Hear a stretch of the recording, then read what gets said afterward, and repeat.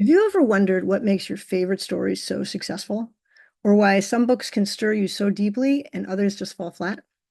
There's actually a blueprint for creating a tale that grabs the reader's attention on page one and doesn't disappoint all the way to the end.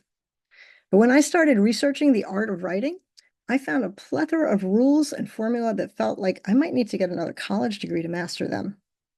My name is Dr. Debra Blaine. I'm a three-time award-winning author, and I practiced medicine for over 30 years before I became a full-time writing coach, editor, and publisher.